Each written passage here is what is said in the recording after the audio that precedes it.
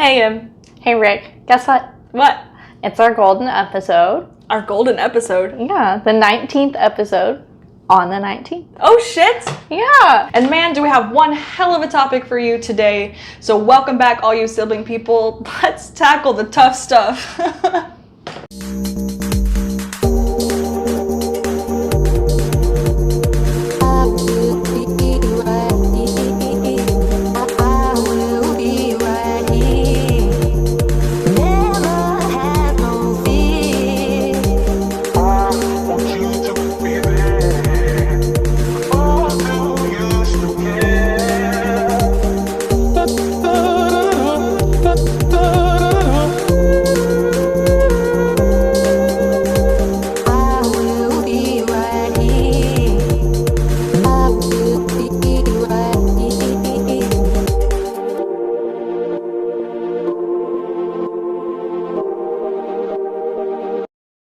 This is Sister Show Me How, a podcast, a place where we help you talk through all the real rough shit. I'm Radiant Rick, host of Sister Show Me How and your how-to sister.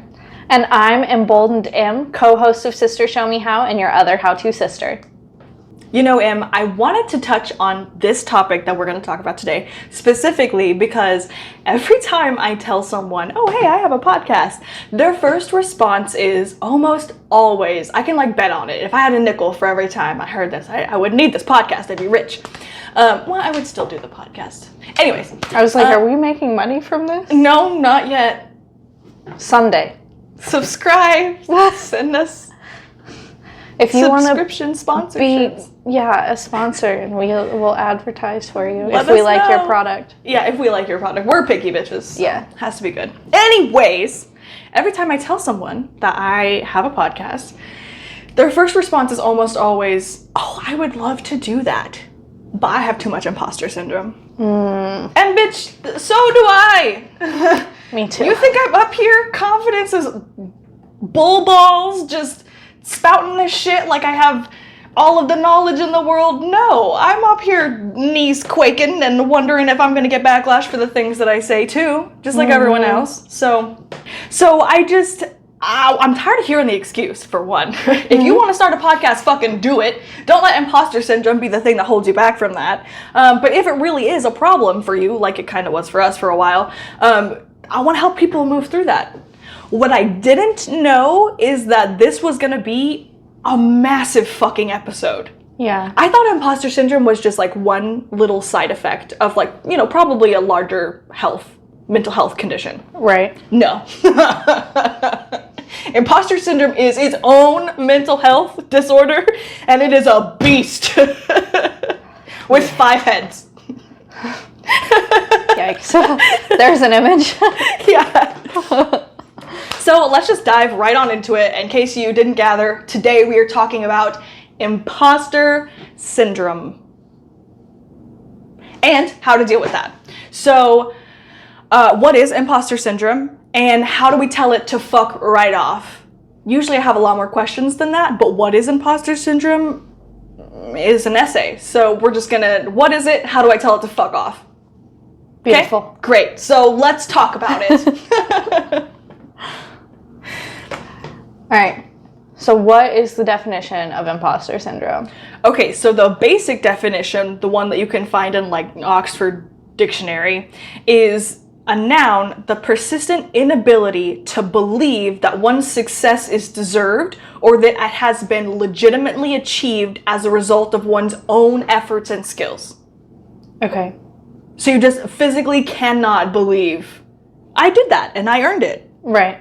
And that's always been my idea of imposter syndrome, is just that sort of basic definition on its own. And that's what mine was too. Yeah. And I thought that that's how easy this was going to be. But then I research-ricked it and found an article titled The 5 Types of Imposter Syndrome and How to Overcome Them. And I thought, surely not. Right? There's that beast with 5 heads. And sure enough, I looked for another article because I was like, no, that's not right. I don't want to do that. There's not 5 types of this.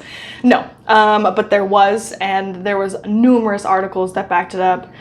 So this one by Joyce Martyr, who is a licensed clinical professional counselor, was medically reviewed by Trishana Sookdeo, Sookdeo,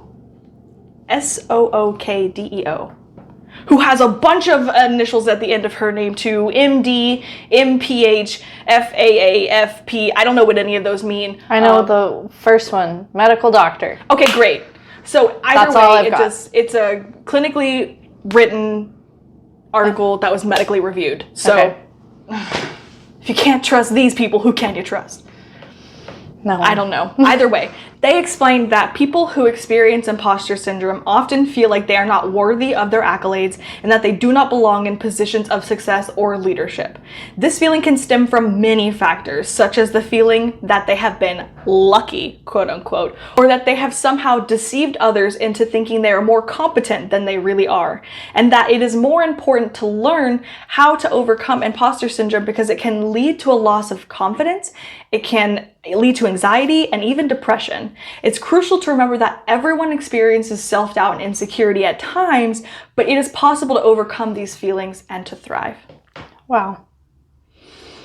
And that's a big thing that we want to reiterate here, that imposter syndrome is not just the waning feelings of self-doubt and insecurity, because we all have those, right? Imposter syndrome is the complete inability to believe that you deserve whatever came out of your hard work. And I think that's a big part of it too. It's easy to feel incompetent and insecure if you're a rookie or a novice at something. But the big thing with imposter syndrome is that you're not, and you still feel those same feelings of insecurity and lack of confidence that you did when you were a novice or a rookie, and also that you feel like you don't deserve, like you said, any of the accomplishments of that work. Right, or the accolades. The accolades, or any of the rewards or the benefits, any of that. Right. Okay, so there are, like we said, 5 types of imposter syndrome. So start us off. Type number 1. So this is the perfectionist. So the perfectionist has a need to meet exceedingly high standards that may be impossible to achieve. Imposter syndrome fuels perfectionism, striving for flawlessness to prevent exposure as a fraud. Oof. Yikes. Perfectionism reduces productivity and enhances performance anxiety. So signs of perfectionist tendencies is you micromanage everything, you don't know how to delegate tasks, you obsess over the little details, you struggle with decision making. Pointed silence. You have I'm a Libra, I feel like it's allowed. Okay, yeah, sure. Use your zodiac to justify your issues. That's fine. Absolutely. You have high standards and unrealistic expectations, and you have an incredible fear of failure and making mistakes. So what to do if you are a perfectionist imposter? So notice your perfectionist thoughts and give them a reality check with a cost-benefit analysis of what perfectionism costs you in time and energy. Yes. Oh my God, because perfectionism leads to procrastination because you're paralyzed by that anxiety. And oh my God, yeah. And procrastination is not just, I'm going to do it later, no big deal. You're literally sitting there in your ball of anxiety of like, I really need to be doing this, but I just can't get myself to start. So, yikes. Relax your standards. That's a hard one. Easier said than done. Oh my God, yeah. Failure means you are trying and is sometimes necessary on the road to greater success. So, one more time for those in the back. And failure means you are trying and is sometimes necessary on the road to greater success. Fuck. You almost had it. That's okay. You are allowed to fail. Woo! That was a good example, yeah! We tried, and one of us failed, and that is okay. Sometimes that's necessary on the road to greater success. Exactly. So next, make sure you remember your strengths instead of focusing on deficits. You are not Defined. You are not defined by your failures and your mistakes, nor are you necessarily defined by your success stories, but rather everything as a whole. And so focusing solely on your mistakes and your deficits and the things you're supposedly not good at is just detrimental to you. You're not doing anything to benefit yourself. Remember that, Em. Yes, ma'am. Allow some room for imperfection. That one's going to be really hard. Maybe it's as simple as leaving the unflattering photo your friend tagged you in on social media page, or giving yourself a reasonable time limit to work on a project and submit it. Those are both really good ones. And I like how far the spectrum was on there. As simple as, oh, I look awful in that photo. Yeah. Because that would be something a perfectionist would fixate on. Yeah. Okay, so our next imposter is called the superhuman. And if you thought the perfectionist was a gut wrench to your ego, this one will be worse. And they're gonna get worse from there. So I was like, I feel like each one just is like more knives to your gut. Down. We're stepping down, not up. Sorry, you guys. At least we're warning you. Warning sign. Okay. Another imposter syndrome type is the superhuman. While perfectionists are always striving to do better, superhumans are always wanting to do more and more and more and more. All of the things. Superhumans are high achievers who put incredible pressure on themselves to excel in all areas of life just to justify their accomplishments and success. They feel they need to work harder than others to achieve all that they do. Workaholics are a natural fit for this imposter syndrome type because they can never do enough, and there are certain signs that someone is too self-critical, indicating they might be a superhuman. So that's not really quite the noble title that you thought it was, huh? All you moms out there trying to be superhumans, guess what? That's a type of imposter syndrome. You're doing too much, babes. Cool the jets. Go take a nap. Yeah, go take a fucking nap. Go take a nap, mom. Whoever you are, if you're a mom, go pause this right now. Go take a nap. Come back later. We'll wait. Well, but not that long, okay? So, signs that you might be a superhuman. You do not handle constructive criticism well. You feel stressed when you're not working. And working doesn't necessarily just mean for your paycheck. Right. It doesn't have to be workaholic, always overtime at the office. Right. It can be workaholic, always doing extra chores, adding extra tasks to things that don't need extra tasks. Don't you if look you're at me already like tired and burnt out. Don't you look at me It can like be that. things in your personal life, not just the office. I'm fine. Everything's fine. You feel guilty when taking breaks or enduring.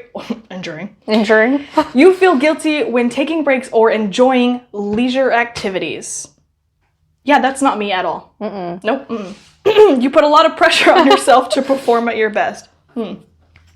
What to do if you're the superhuman imposter? Okay, yes, please tell me. I give up.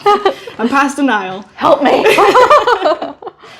The first step is to recognize that doing well at everything is not a realistic goal. Everyone experiences mistakes and failures.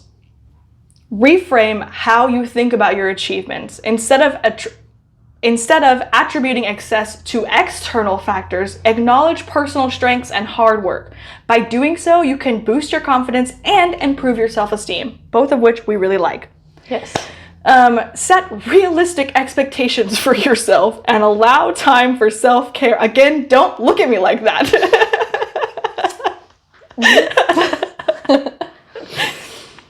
Set realistic expectations for yourself and allow time for self-care and relaxation to help overcome the superhuman imposter syndrome type. Last but not least, recognize that productivity and self-worth.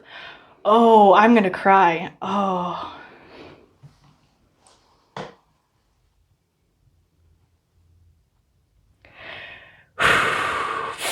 me and this stupid episode. Okay. Recognize that productivity and self-worth are not inherently linked. Taking breaks can lead to better performance and an overall well-being. There are studies that prove it. It's like I can't take time for myself unless I'm sleeping, because then when I'm asleep, there's no responsibilities for me. I was sleeping.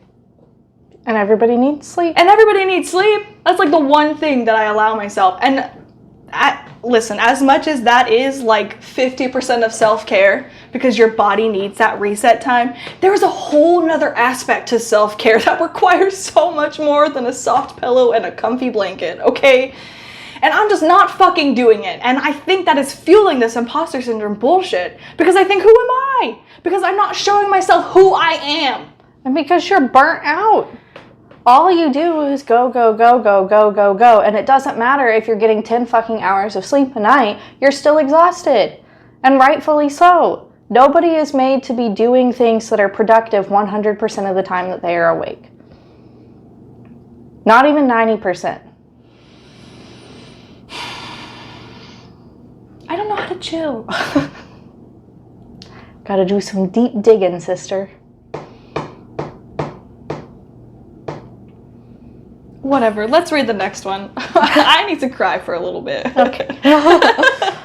We'll cry more later. Don't worry about it. So the next one is the natural genius. So this is characterized by somebody's belief that their success is solely based on their natural talent or intelligence. A hallmark of a natural genius is that success has always come easily to them without really trying. Oh.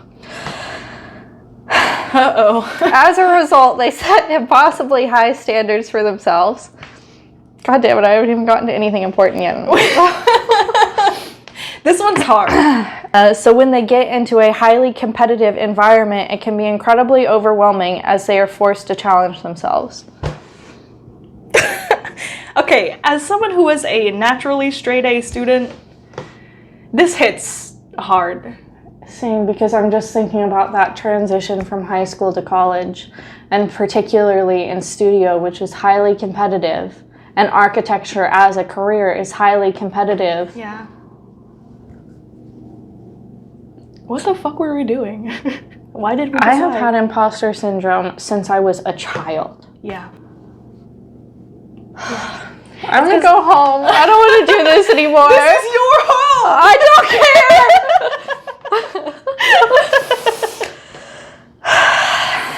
Yeah. Anyways, so signs of natural genius tendencies. Success has come easily to you in the past. Doesn't necessarily mean it still does.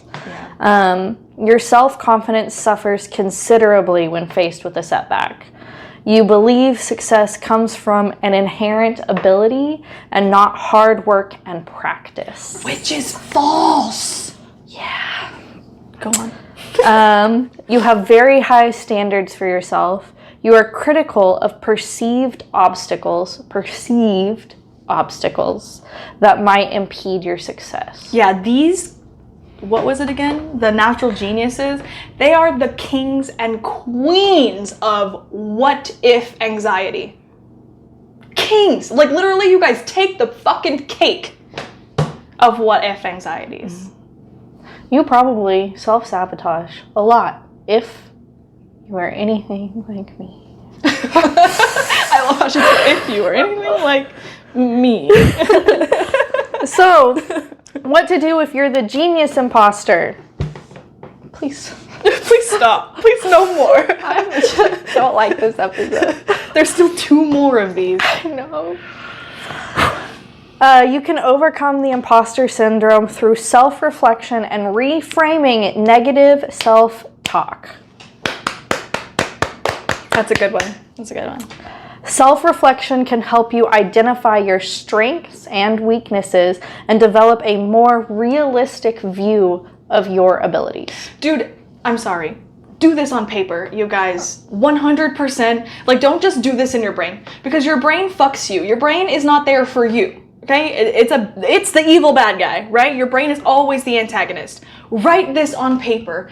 Be realistic with yourself. What are my strengths? What are my actual weaknesses? How weak are my weaknesses? And if you say crying is a weakness, I will find you and I will beat you. I swear to all the gods. Don't make me do it, because that would be a long way to travel. But I will. Write it down. Okay, I'm sorry. Continue. No, you're good. So instead of considering yourself a natural genius, consider yourself a work in progress. Because literally we all are. Even Albert Einstein had imposter syndrome. Well, and even if you are somebody who has a natural talent for something that you're doing, you can always practice and improve. Absolutely. And this is something funny that an old family member used to tell me, is that the greater the good quality that you have, the greater the bad quality you also have, because we are balanced individuals for the most part. Right. So there's always an equal side to the other coin. You know what I mean? So it's like, yeah, I may be really, really smart, book smart, but I'm really, really dumb when it comes to street smarts. Like, I have no people skills. That's not me. I have amazing people skills. But okay. But that might be. Calm down. I do. What? No, you do. Just jeez. Anyways, chill. Some of us aren't that lucky. You have amazing strengths, my love. Thank you. These guns. Guns. Just kidding. I'm super weak. Super out of shape. So last thing for the natural genius is to create more realist expectations for yourself. So again, not optimist, not pessimist, realist. Yes. Yes, absolutely. Basically, ground yourself in reality, people. Im's real good at that.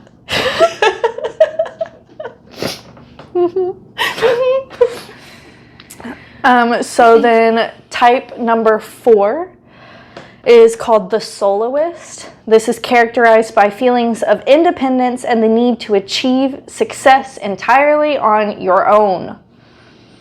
I hate this episode. This imposter syndrome type affects people who believe they must do everything themselves and that asking for help or support is a sign of weakness. As a result, soloist types often feel isolated and overwhelmed, leading to feelings of inadequacy and self-doubt. Oh my fucking god. God, fuck this. This one sucks. This is like therapy. And that was the point of this pod, is for us to, one, work through our shit in a way that allowed us to be accountable for our feelings and our actions and, you know, the shit that we're saying, right? Yeah, totally happy with that. But like, this is like therapy where you go in and the therapist just fucking emotionally beats you for an hour and then you have to go about the rest of your day and pretend like nothing happened.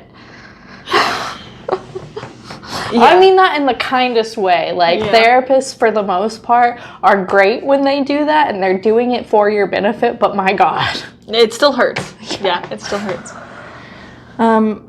But yeah, that's why we mix in some fun episodes. Yes. Because some of them make us bawl like fucking babies. Yeah. Imagine how little egos we must have to cry on a public forum like this. Honestly, I just pretend that nobody ever sees. That's not what YouTube says. Shh. I know, but I don't look at the views anymore. I stopped after like the second episode because it was giving me anxiety. You're like, I don't even know 50 people. Okay. Signs of soloist tendencies. Feeling like you need to accomplish every single little stupid thing on your own. Feeling incompetent if you need help. Struggling to network. Difficulty accepting constructive criticism. This is actually, I'm not even gonna pretend. I was about to be like, you know what? I have no issue with constructive criticism, but every time my partner recommends something, because he also makes videos and stuff and he's pretty good at it. Either way, anytime he tries to give me some kind of like constructive criticism on the videos, I used to get my feelings pretty hurt. I'm like, but I tried really hard and it looks really good to me. And he's like, no, it looks great, except just try this one thing and it'll look just all that much better. And I'm like, no, you don't like it. So yeah, I'm not going to pretend. Let me not play in front of you guys. I do not handle constructive criticism. I guess that's fair, because honestly, constructive criticism was beaten out of me in the workplace for like architecture, but in my personal life, yeah, I don't do super great with that either. Yeah. I need a drink. Said it, bitch, it is 5 o'clock somewhere. Okay, well, maybe let's finish the research part, and then when we get personal, we can have a drink. Okay. What to do if you're the soloist imposter? Tell us, Em. So identify the root cause of why you need to be so independent and achieve success entirely on your own. That's step 1? Yeah. That's... So, okay. Very likely, you were very independent as a child because you were either emotionally or physically or all of the above neglected by your caretakers. So if you were ever called mature for your age as a child, that's not a positive. No, not always. No matter how much it made you feel great when you were 10 and somebody told you that, you were supposed to be 10. Yeah, you were supposed to be 10, and unfortunately, when you're 30, you'll still feel 10 because you felt 30 when you were 10, so yeah, you're gonna feel like you're 10 for fucking ever. Just like we talked about with our inner child episode, being mature and having these adult tendencies and behaviors when you were a child is going to affect you for the rest of your life, especially if you don't deal with it. And this is why we did imposter syndrome after that, because imposter syndrome is one of those things that is highly, highly, highly affected by childhood trauma. Yes. Highly affected by childhood trauma. Yes. So next thing, upon doing so, identifying that root cause, you can begin to build a support network, learn to delegate, practice self-compassion, and begin celebrating success. I think they need to begin asking for help. Yeah, well, I think that's in learn to delegate. Yeah, that's true. Yeah. I think that sometimes, though, when talking about personally rather than just at work, you're not necessarily delegating. You do have to you can't go to somebody and be like, hey, I need to process this emotion, and that's your responsibility. Right. So, like, could you figure out why I'm so pissed? It's not quite delegating. You're like, oh my God, I'm in over my head, and now it's your issue to deal with. You have to actually ask people for help. Okay, in no, that's your personal fair. life. That's fair. So then the last step is to recognize that it is going to take time and effort. It says may. May is incorrect. It will take time and effort. Yeah. Nothing is going to be solved overnight. It's going to be fucking hard. But facts, 100%. Nothing is going to happen overnight. It is going to be hard. Yeah. End of story, period, full stop. Done. Yes. But the whole idea is to improve yourself, and unfortunately you can't improve yourself without hard work. And that's why suffering is necessary. Yeah. It's fucking stupid though.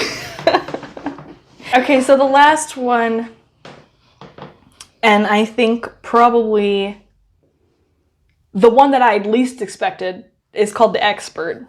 The expert imposter syndrome is common among people who have acquired specialized knowledge and skills within like a specific field. That includes people with advanced degrees such as doctors, lawyers, and scientists. Why, you may ask? Because they've invested so much time and effort into their education and their training that they feel like they should know everything about their chosen field. However, they still doubt their abilities like the rest of us do, but they worry that they're not equipped to handle all of the challenges of their job because of these insecurities. Right. Signs of expert tendencies include 1, feeling like you need to master every single step in the process. And this is where I think that the definition of expert becomes a little cloudy, because it says in there people such as doctors and lawyers and whatnot, but there are other types of experts here. You could be a mushroom foraging expert and still be fucking crippled by your insecurity that that mushroom could kill you, even though you know for a fact that that is a healthy, fine mushroom for you. Right. So do not let the specialized training aspect of the definition here hinder you from thinking that you you can relate to the tendencies of an expert. Because as Im so helpfully pointed out to me, I apparently have a bunch of these tendencies, and that's why I'm reading this stupid fucking one. Anyways, feeling like you constantly need to pursue training and certifications. Feeling like a fraud despite having expertise. Struggling with procrastination because you feel overwhelmed. Not me telling my partner every week, I'm just overwhelmed. Fuck me. And fuck you. Sorry. No, and it's fine. And don't fuck you. I'm sorry I said that. Okay. What to do if you're the expert imposter. 1. Actively seek out opportunities for growth and learning. That's a good idea. This will help boost your confidence and expand your knowledge base. Wow, 2 birds in 1 stone. I like that, actually. Okay, whatever. Create a support system. I'm trying! You're doing a good job, but it doesn't happen overnight. Oh, okay. We'll stop whining now. I'm sorry. I don't want to. What do you want some more? Don't make me! Being vulnerable with a trusted group can help you put things into perspective. Recognize all your successes, big and small. You can utilize journaling to keep track of and appreciate your accomplishments. Okay, actually, I have started doing this. In my bullet journal, on my monthly notes page, there is a small little tab that says this month's successes. And sometimes it is just that. I went an entire week where I brushed my teeth 3 times a day for the whole week. Sometimes it's as big as I paid off a debt, but like, Brush my teeth. What? Okay, so you can all take the wrench out of your gut. Partially. We're moving on to how to tell imposter syndrome to fuck right off, okay? Because we've had enough boo-hooing and crying, and it's time to get our shit together. Okay, so step 1. Identify your triggers. Again, this is not an easy step 1, but a necessary one. Once you realize what triggers you, you can work to handle those triggers, and that is what we're working for. Step 2 is to nurture your self-confidence. Self-love and confidence are natural defense mechanisms to imposter syndrome. So we need to utilize any tool that we have in our belt, in our box, to build upon our self-confidence, to build upon our self-compassion, to build upon, what was this other one that I said? Self-love. Self-love. So next is to be accountable for your self-talk. So again, self-compassion allows us to overcome our inner critic's bullshit, and negative self-talk breeds more imposter syndrome. Direct link. Yes. We're scientists. Yes. No, we're not, but I did the research, so just consider us scientists for the day, okay? So acknowledge your achievements. You've done so many great things, and just remember to pat yourself on the back for that once in a while, or every day. Or every day.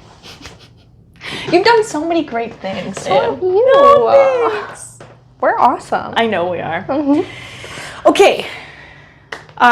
Step number 5, I think, is embrace the discomfort. Again, this is going to take time. It is going to be hard.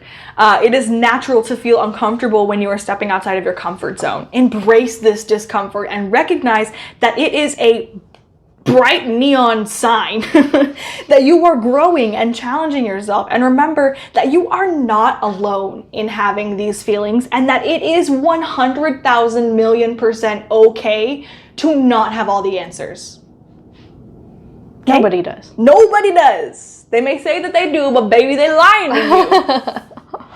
So, next is to work on your self-awareness. We need self-awareness to help identify our negative thoughts and beliefs. You can't just go about your day and not have a negative thought and not be like, whoa, wait a second, did you just talk to yourself like that? Hold up, bitch. Wait a minute. Back up. That's why we need self-awareness, so that these automatic bullshit programs that are going through our brain get stopped and checked. Absolutely. This will help us to, again, identify our triggers, set realistic goals, and promote self-acceptance. We want to encourage a more accurate self-image, and that's what self-awareness is going to help us do. Yes. So take a social media break. Social media is one of the primary causes of imposter syndrome. Remember that people posting on social media are posting their highlight reels. It is not indicative of their entire life. Right. Reach out IRL in real life. Thanks for telling me. I didn't know what that meant. I figured, people chronically online wouldn't know what IRL means. But seek support from trusted friends and family. If you do not have a support circle, get one. Create one. Build one. Yeah. And that can start with you. You know what I mean? Like, right. Your journal is always your first and foremost support system. Because it is hard to know if you can trust some people with, certain vulnerabilities of yourself. But eventually you get there and you'll find them. So just keep on keeping on. Absolutely. Well, that was an assload of research. Yeah. So before we get personal, let's go make a drink. Oh my God, yeah. Okay, because this water is not cutting it. I promise it's water in here. See, ice. I mean, okay, that doesn't mean that. Never mind, whatever. We're gonna get a drink. Okay, we'll be back. Okay, so it's time to get personal, Em. Yeah. So, as you could tell during the descriptions, clearly Rick and I both identified with a lot of those. I think personally for me, the main two that I really identified with were the natural genius and the soloist. So, I've got some things to work on. So I guess kind of trying to identify some of the things that contribute to my imposter syndrome and then answering those questions of where that comes from and how to overcome it. A big one for me is, why do I feel... Okay, hold on. Let's just... Cheers. We can do this.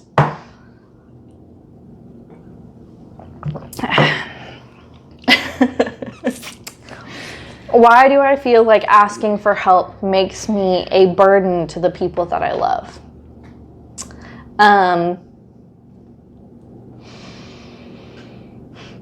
I think this, again, goes back to childhood and for some reason feeling like I had to face a lot of things alone.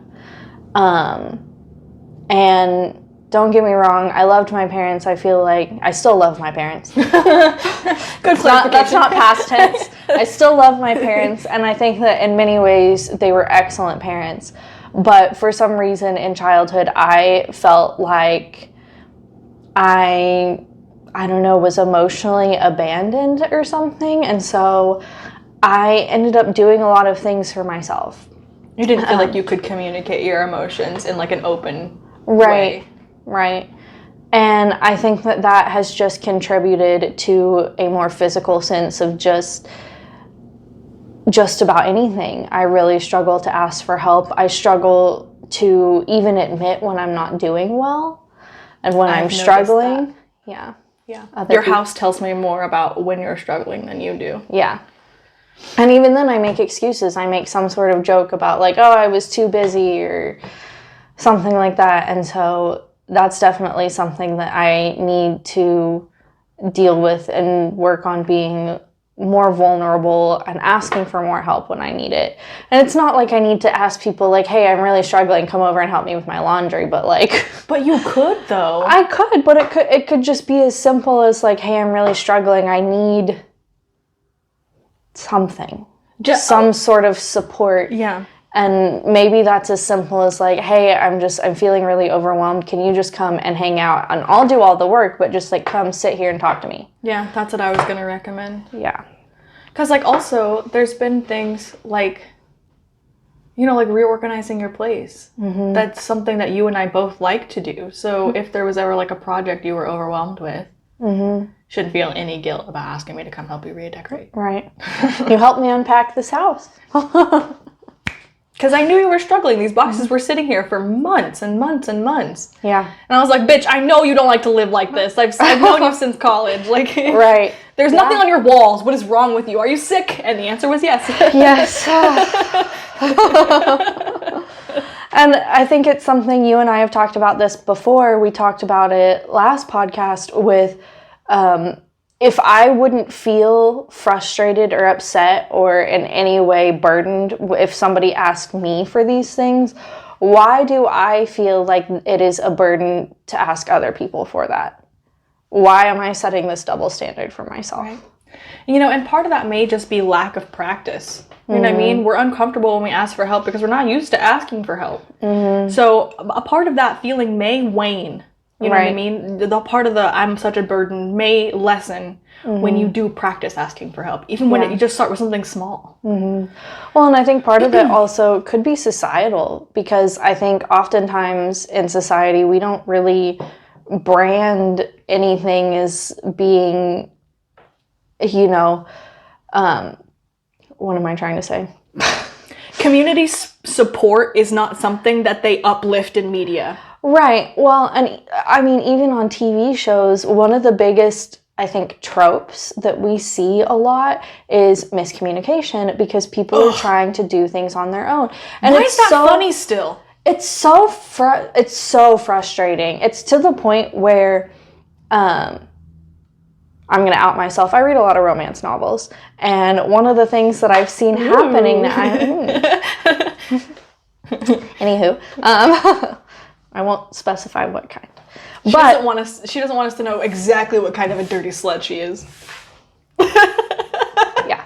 Anyways, but it's become a thing recently where authors are, it's listed in the description sometimes, like there's no third act breakup of this miscommunication that happens, that they break up and then they have to get back together because they realize there was a miscommunication.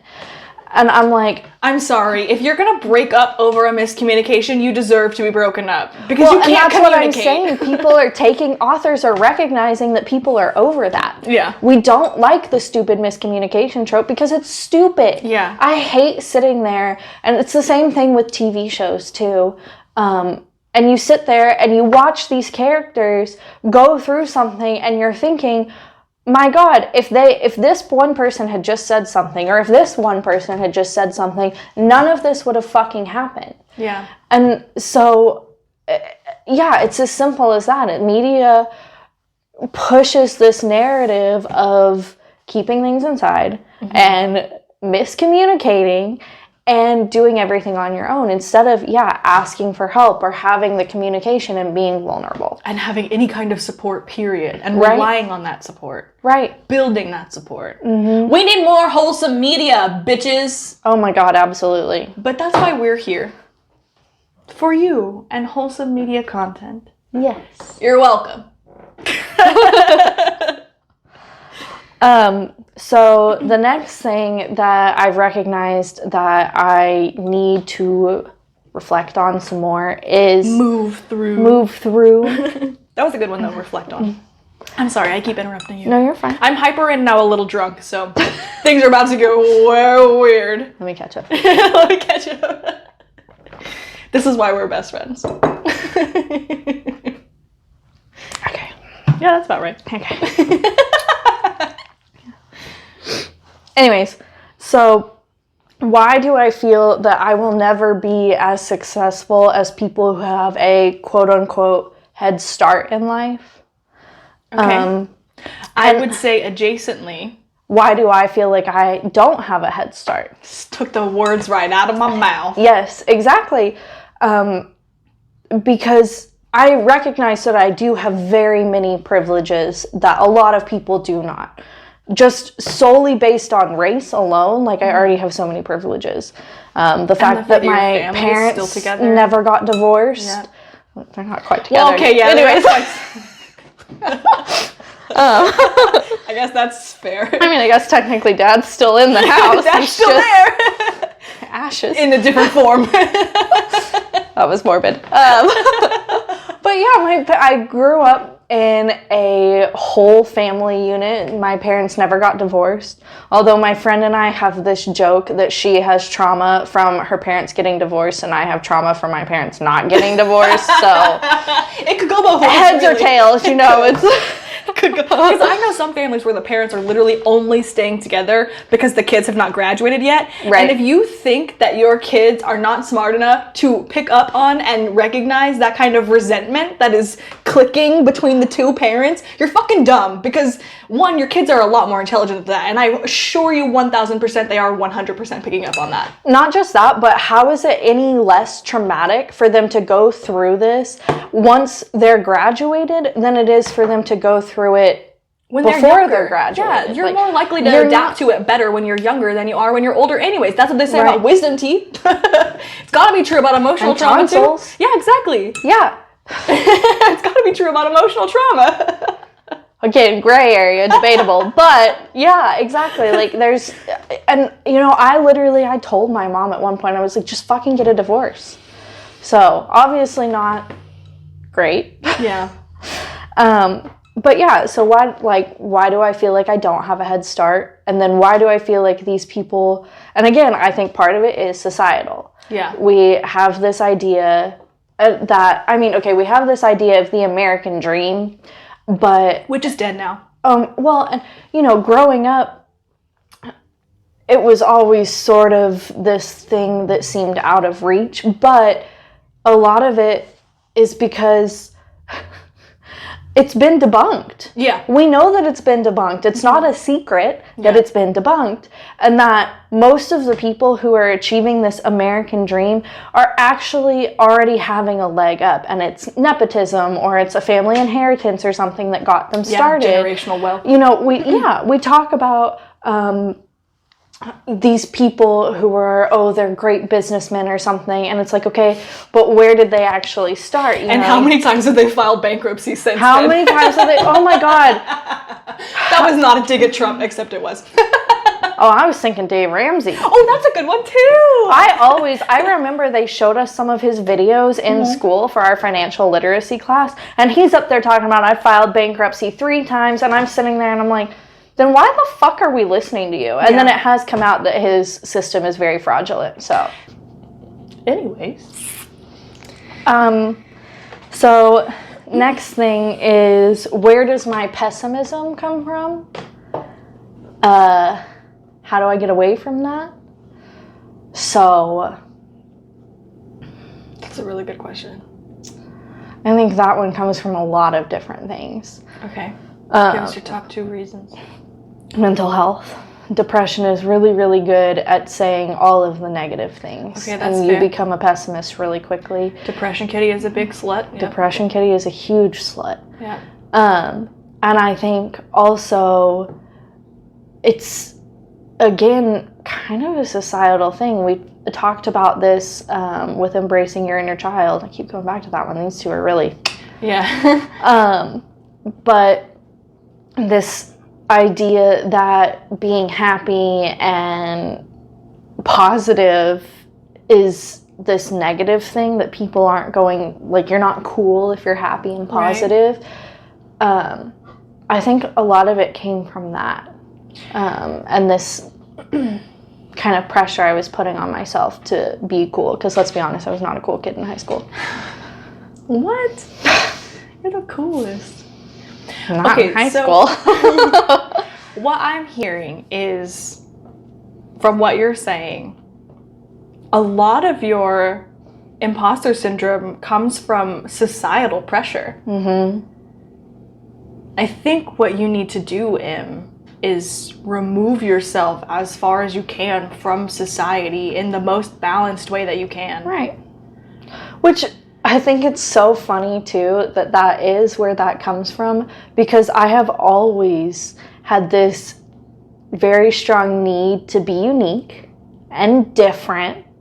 And for a very long time, I've recognized that I don't really align with a lot of American society's views. So why am I letting that pressure me? Yeah.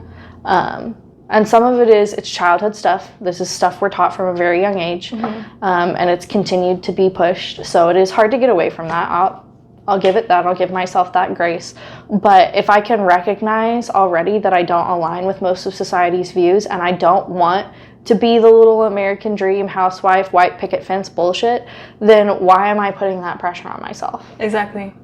Also, I think you also need to relieve yourself of the pressure of one being unique and different, because you're not unique. Look at us. We're literally the same fucking person. You're not unique. You're not different. You're not special. Not just that, but that really came from so much internalized misogyny. Yeah. And I can recognize that because that's it. I went through that phase where I was like, I'm not like other girls. Yeah. Yes, we are like other girls. Yeah. You're like Look at us. so many people. And it's okay to be like other girls. Girls are cool. Yeah. They're hot. They're hot. Girls are hot. But yeah, so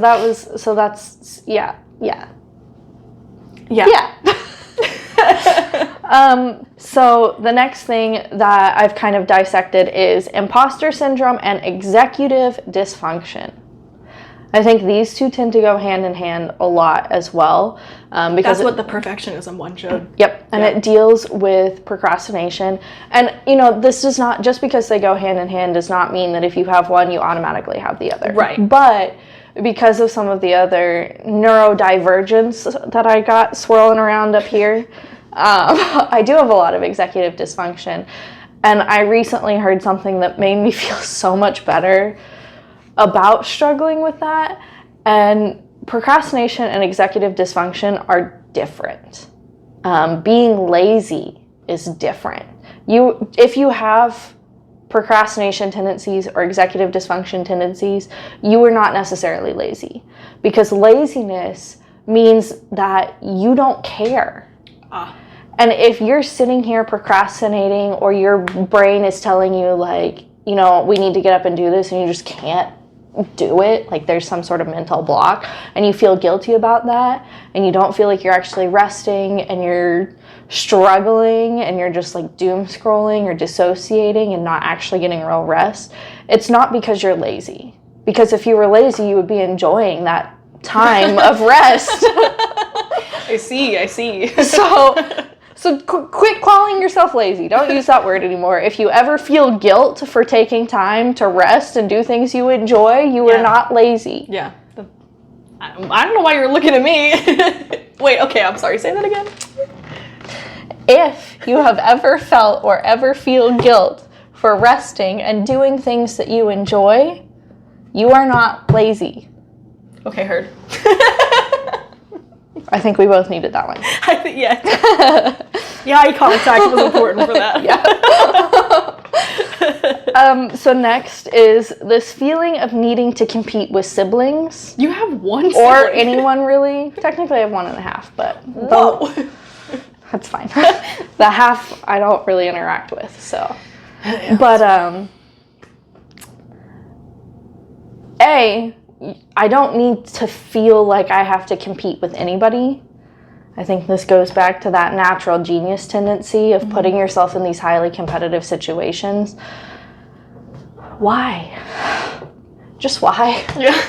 Especially when you're so fucking tired. I am so tired. Why do I need to compete with anybody? I just want to be happy.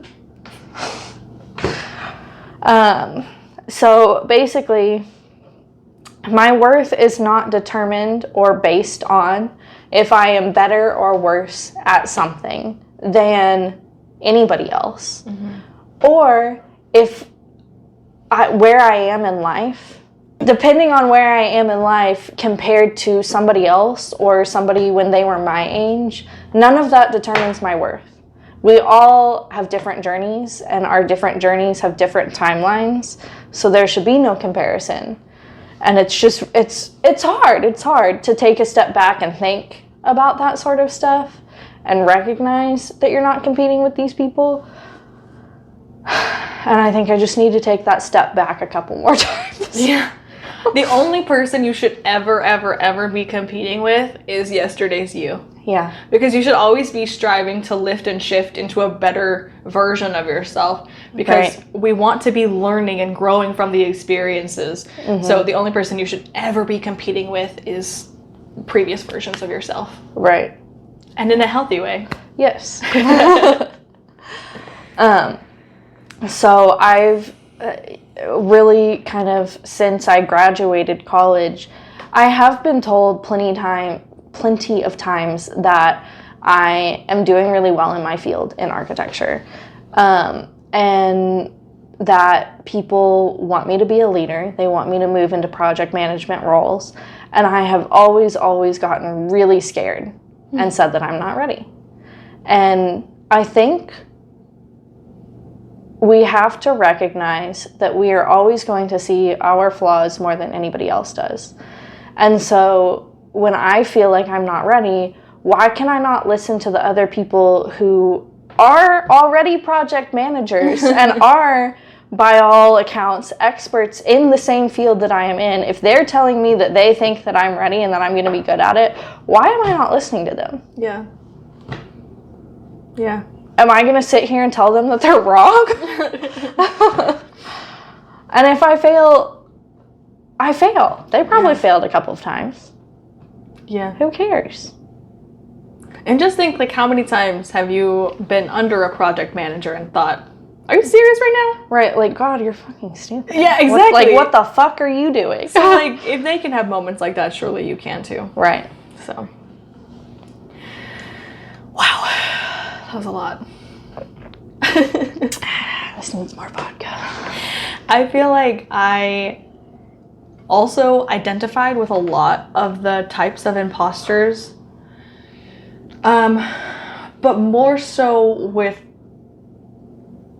the superhuman one, I think, just because I'm always trying to, I literally just said it on here, I'm trying to best myself all the time. I'm always trying to do more and more and more. Like, I did this whole career change thing, and then I was also a landscape person for a long time, or not a long time, whatever. I was a landscape person, and then like now I'm doing this podcast, and now I'm starting this like women's group, and it's just like even my partner's like, are you gonna chill out? I'm really worried you're taking too much on. Well, and even just with this podcast all by itself, I feel like, in the nicest way possible. Oh, fuck. Every time we talk about it, you have something new that you want to do. Mm-hmm. And it's not just like, oh, I have an idea for a new episode. It's an add-on. Yep. Yeah, I'm never like satisfied. I just always have to be doing the latest, greatest, best new thing. And sometimes that works out really well for me. Like they say, all the greatest artists are a little psychotic, and here I am. Right.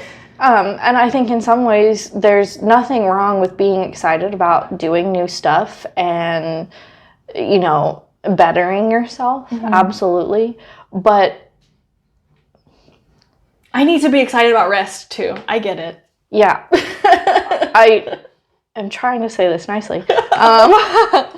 And not make it too much of a call out, but I feel like maybe you're scared to be in your own head.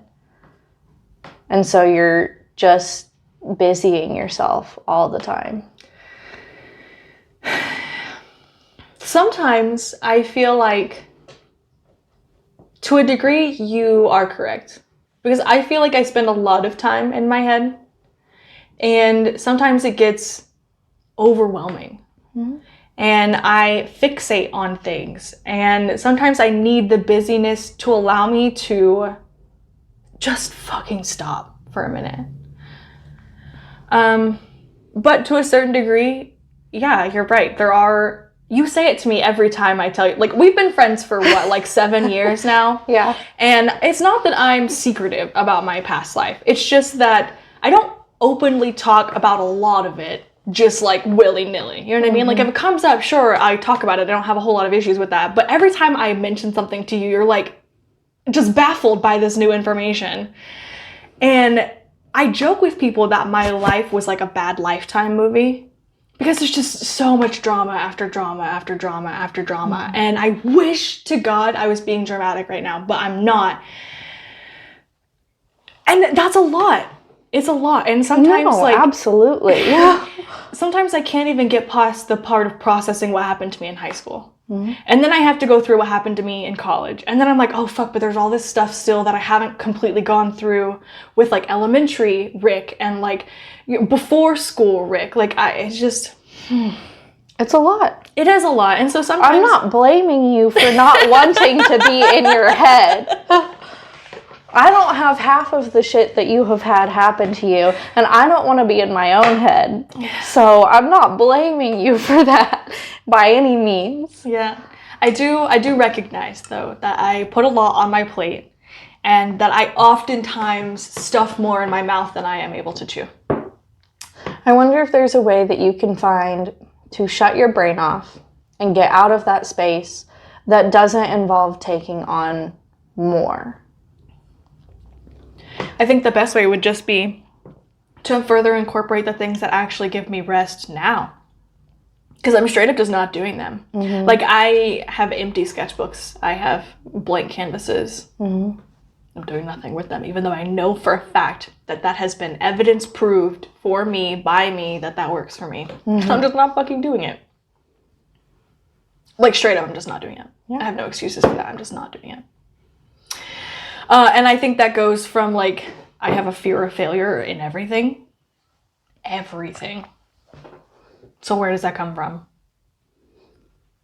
I feel like, and I was literally just thinking about this today in regards to my siblings, because it's specifically when I talk about my family and my relationship with my family, for a long time I felt like if I was not the one maintaining the relationship, it would never happen. And that hurts me, because it makes me feel like I'm not worth the effort, I'm not worth the communication. And maybe to them I'm not, and I'm just gonna have to be okay with that. I'm just gonna have to be okay with that. There's no other option. Yeah. I feel like the biggest part of that comes from, there was this joke as I was growing up that I raised my parents. Actually, it was a joke I used to make. It was, if I knew raising parents was gonna be this difficult, and my parents would laugh and joke around, and it was funny at the time, sure, but in hindsight, I'm like, that wasn't actually that cute. Kids should not have to raise their parents. No. So then it leads to, like, high expectations again with the superhero. They feel like they have high expectations. So whose expectations am I even actually living under? Because sure, they're mine, but they're not mine because they're not realistic. They're delusional. Because you're still putting yourself in the role of a parent. Yeah. And I'm not a parent. Ew. That was a gross realization. I hate you. But Sorry. Thank you. But fuck you. Ugh.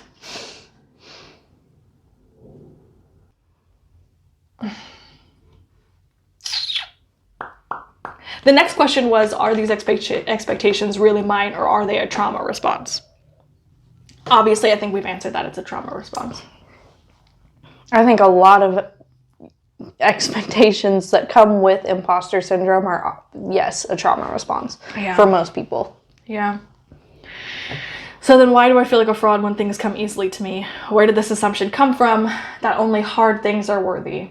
Easy feels like fun. It feels like not being productive enough. It feels like shame for being broke. I feel like it comes from your sperm donor. Oh yeah, elaborate. And my mother's sperm donor, not mine. I've never had a sperm donor. I don't have any. Right, yes. I don't have sperm donor that created her genes, not, yeah. Yeah. She's basically a virgin. Anyways. Yes. If you haven't had a child, you are still a virgin. There's no proof I had sex. Exactly.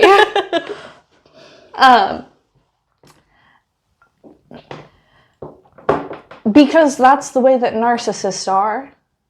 If you can't come up with reasons that you were productive, you know, and if you can't show that you were being a good child and being responsible and all of the shit with, like, you know, the relationships and partners and not telling him about stuff. And you don't have to prove what you're doing to anybody anymore. You don't need to justify anything. You don't need to tell people what you're doing all the time. You don't need to look busy. You don't need to walk on eggshells.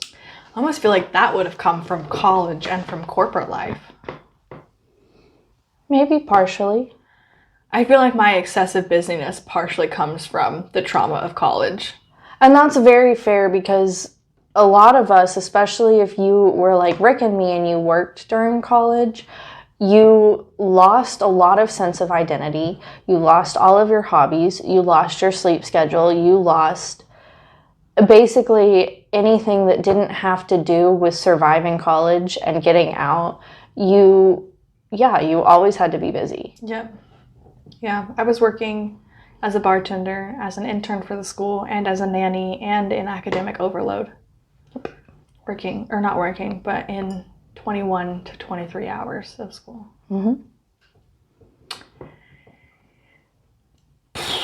So I guess the reason that I feel like only hard things are worthy is because for my entire life, I've always been making things harder on myself than they need to be. I've never just like taken the easy way out. And that's kind of dumb, especially when there is an easy way out and you can do it and like feel no guilt for it. That's really dumb. I'm gonna move through that and work on it. Okay, so what's so wrong with even being bad at things?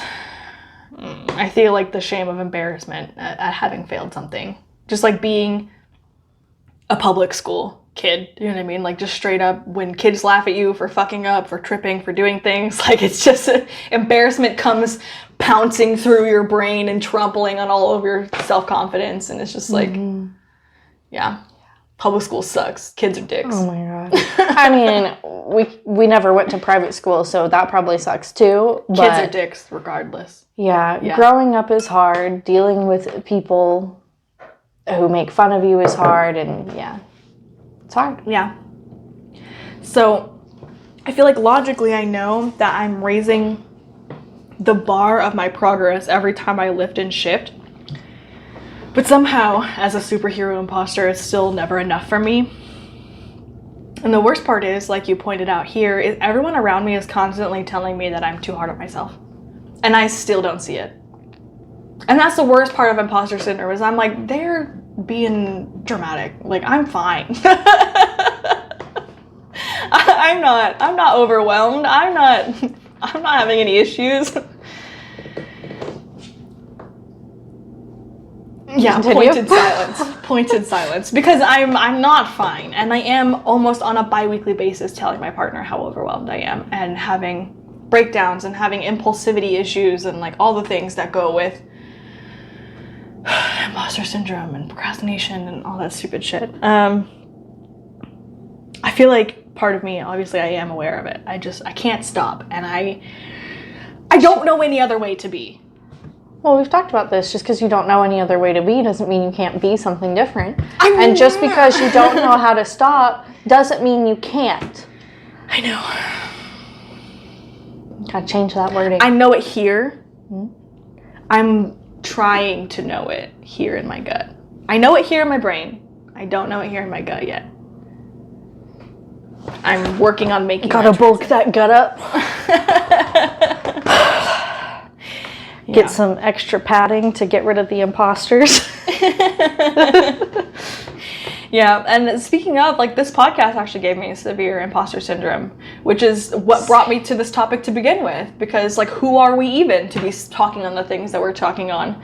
Right, we're under 30. Right. We know very little about life by all accounts of anybody who talks about being this age. Well, under someone else's opinion, I know plenty about life. Under someone else's opinion, again, mostly societal media. Right. Like, I get it, because I feel the same way all the time. I'm like, why the fuck would people listen to me? I fuck up all the time.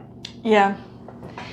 But, you know, it's not as bad a full season in, and every episode it gets better, and so that kind of builds my little ladder out of imposter syndrome.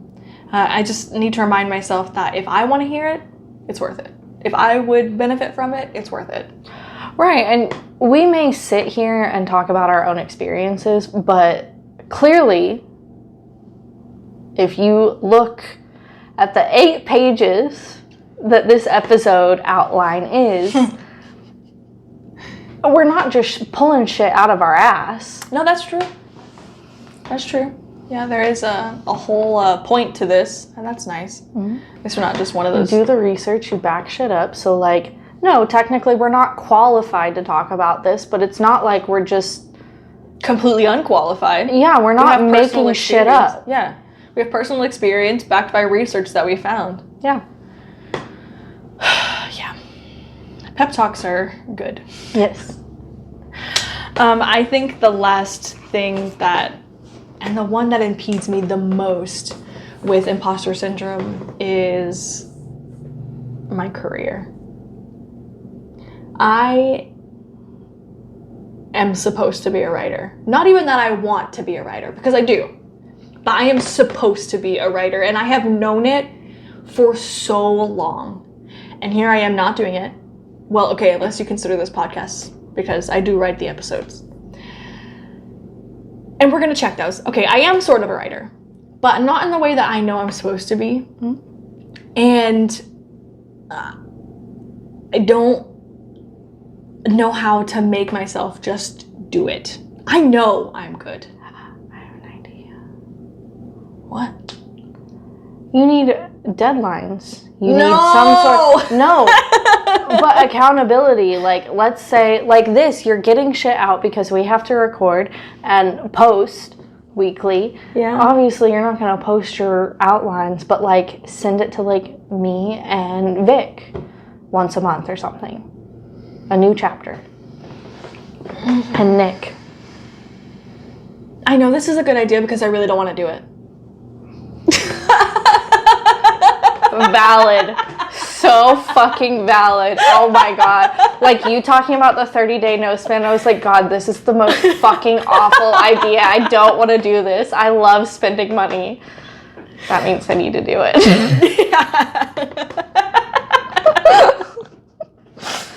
Here we are, embracing our discomfort. Okay, actually, yeah, you're right. That is a good idea. Deadlines for myself. I really don't want to. Deadlines backed up by other people. Yeah, because honestly, and I think that's why I follow through with this, is because if I can't back out of our recording sessions because I have to come here and be with you. And if I don't do the episodes that we wasted our time recording, you're like, bitch, what the fuck? Why did I waste my time if you're not even gonna post this shit? Right? So, yeah, I guess that is true. I'll have to see if Vic would be into that. Anyway, so you're not alone in not pushing yourself to do the things that you want to be doing. Yeah, that's fair. I think particularly when it comes to the book thing, I just need to remind myself that even if I think that my story is not quote unquote worth a publisher's time, mm-hmm. there are books out there that I myself have personally paid for and read and wasted my own time on that were absolute shit. We can do it together. Do what together? Write, because I want to write too. Okay. My stories aren't going to be as... I'm going to write trashy romance novels. Oh, I love that. I love that. See, I wish I had the confidence like that. I'm going to write trashy romance novels. Just know it's going to be like good but bad. Yeah. It's going to be so bad. It's just going to be... It's that genre that so many people shit on, even though romance is the #1 book genre. Because women read more than men. Yeah, so. Yeah. It's still the #1 book genre. You said, don't discredit our gender. What's your point? You're right. You're right. Fucking fight me. God. It's because women don't watch porn. It's because they read. No, we read it. They read porn. Okay, so let's wrap this up with our audience activity. Go ahead, brothers and sisters, and break out your handy dandy notebook, whatever, phone, paper, whatever, you know the drill. It is time to write a self-appreciation letter, because the best way to circumvent and combat imposter syndrome is to build our self-confidence. So we're going to do that and appreciate the fuck out of ourselves. So I'm gonna go first. Whew, let me prep for this. We cried during the last one. We were crying all the episode. I really don't want to cry again. I know, I'm tired of crying. Okay. Dearest Rick, that's me. You are smarter than you think you are, and people have been looking up to you and your light for so many fucking years. You are a beacon of wisdom and generosity. A beacon? Wow. God, I'm such a good writer. See, where does all this imposter syndrome come from? I don't understand. It's the little pudding brain. Fuck the pudding. Fuck the pudding. You are more than strength. You are resilience. You are the epitome of picking up the goddamn pieces. Even in the worst possible case, you will always have always figured it out. You are completely capable of anything you put your beautiful little brain to. End of story, full stop. Another one that's getting printed on my wall. I love that. That was really good. Yes. Because strength has been something everyone's been telling me, like, you're so strong. And my response has always been like, I shouldn't have had to be. I don't want to be anymore. I totally understand that, because lately my mental breakdowns have been, I just want somebody to take care of me. Yeah. And that's why I think resilience is a better thing, because it's not about having to be strong in the moment. It's about how willing and ready you are to pick up the pieces even when you can't be strong. Mm-hmm. Yes. Okay, your turn. I don't want to. I didn't cry, so I have faith in you. It's only 4 sentences.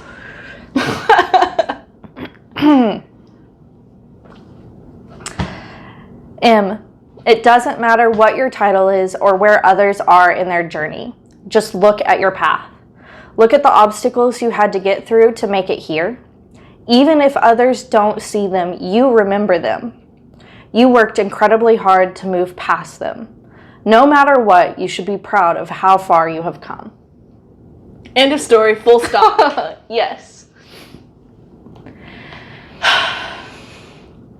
Overall, our sisterly advice would be to remember that you are a fantastic fucking human being, and your insecurities can absolutely go kick fucking rocks. And during Women's History Month, just remember to have all of the confidence of a mediocre white man. Damn straight. So chew that over and then come back next week so we can talk about something a little more fun. As for today, we are so glad that you came to cry and bawl and have gut-wrenching fits with us. As always, feel free to take what you need and leave what you don't, and join us in the next chat when you feel like it. Or take a break from all of this horrible therapy chit-chat and watch us get some actual work done on our Sister Show Me How DIY channel, only on YouTube. Also, don't forget to check out our other social medias. We post how-to guides and bonus footage from previous episodes. And while you're there, why don't you tell us what's going on in your world? We want to help. After all, that's what a sister's for. Bye, guys.